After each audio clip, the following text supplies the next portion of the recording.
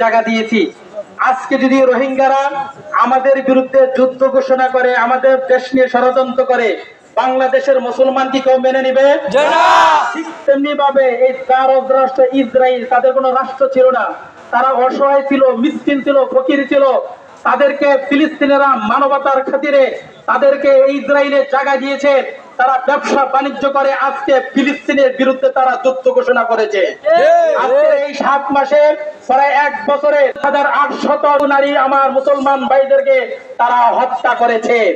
তারা এই দেশের বাসিন্দা নয়, তারা ছিল ওরকাত, তারা ছিল ডাক। এই আমার জন্মভূমি মুসলমান প্রথম কামলা বাইতুল মুকাদ্দাস।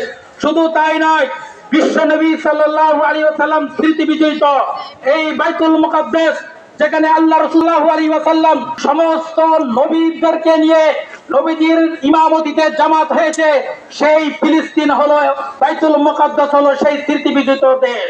কিন্তু আজকে ইসরায়েল বারবার হামলা করে, বিশেষ করে শিশু এবং নারীদেরকে হত্যা করে, তারকে মুসলমানদেরকে নিশ্চিহ্ন করে দিতে চায়।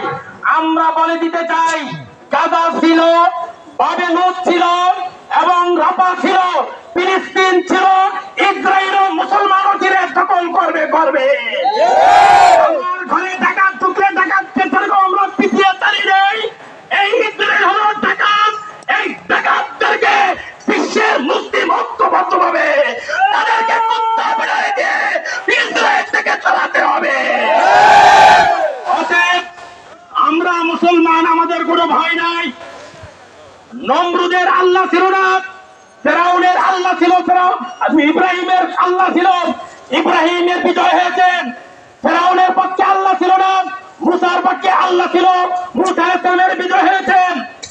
উতবা সাহেবের আল্লাহ ছিল না, মুহাম্মদ রাসূলুল্লাহর আল্লাহ ছিল, মুহাম্মদ রাসূলুল্লাহর বিজয় হয়েছেন।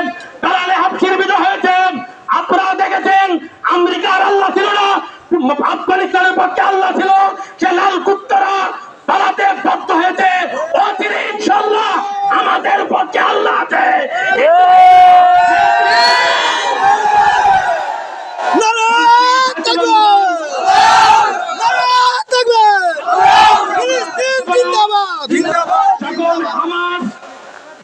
তারা যোদ্ধারা দাঁত ভাঙ্গা জবাব দিচ্ছেন, কিন্তু আমরা দেখতে পাই বিশ্বময়, বিশেষ করে বাংলাদেশেরও কিছু লাল ঘোমটা দেওয়া মৌলবী লামাজাবি হাদিস, এরা হামাসের আকীদা নিয়ে প্রশ্ন করতেছে। অথচ আমেরিকা হামলা করতেছে, সেখানে তাদের কোনো কথা নাই। ইসরায়েল হামলা করতেছে, নারী শিশুদেরকে হত্যা করতেছে, সেক্ষেত্রে তাদের কোনো কথা নাই। আফগানিস্তান নিয়ে কথা বলে, হামাস নিয়ে কথা বলে, বুঝতে হবে এরা ইহুদি খ্রিস্টানদের দালাল। দালালগুলোদেরকে চিহ্নিত করে বাংলার জমিন থেকে উৎখাত করতে হবে। আজকে তারা বাংলাদেশের শিক্ষানীতি নিয়ে কথা বলতে পারে না।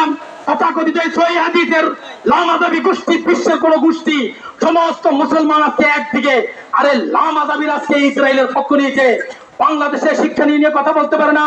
আল্লাহর উপর যখন আস্থা বিশ্বাস নিয়ে কথা বলে নাই, তারা যখন বিসমিল্লাহ নিয়ে উঠে দিয়েছে কথা বলে নাই, মদের আইন পাস করতে কথা বলে নাই, কিন্তু তারা উলামায়ে কেরামের বিরুদ্ধাচরণ করে যাচ্ছে। এই ইসরায়েলি দালালদেরকে বাংলাদেশ থেকে তারা তবে দিকে দিক না। মুসলমান, আমাদের কোনো ভয় নাই, আল্লাহ আমাদের পক্ষে আছেন। অচিরে ইনশাআল্লাহ বিশ্বের মুসলিম ঐক্যবদ্ধ হয়ে এই ইসরায়েলকে রক্ষা করবে, ফিলিস্তিনকে রক্ষা করে কালিমার পতাকা বিশ্বময় উজ্জ্বল করবে। সর্বশেষ বলবো, যখনই ডাক আসে আমাদের প্রধানমন্ত্রীকে বলবো, বিশেষ করে হাসান মাহমুদ সাহেব, আপনি তো মুসলমান দাবি করেন, আপনি বলেন ইসলামিক দল,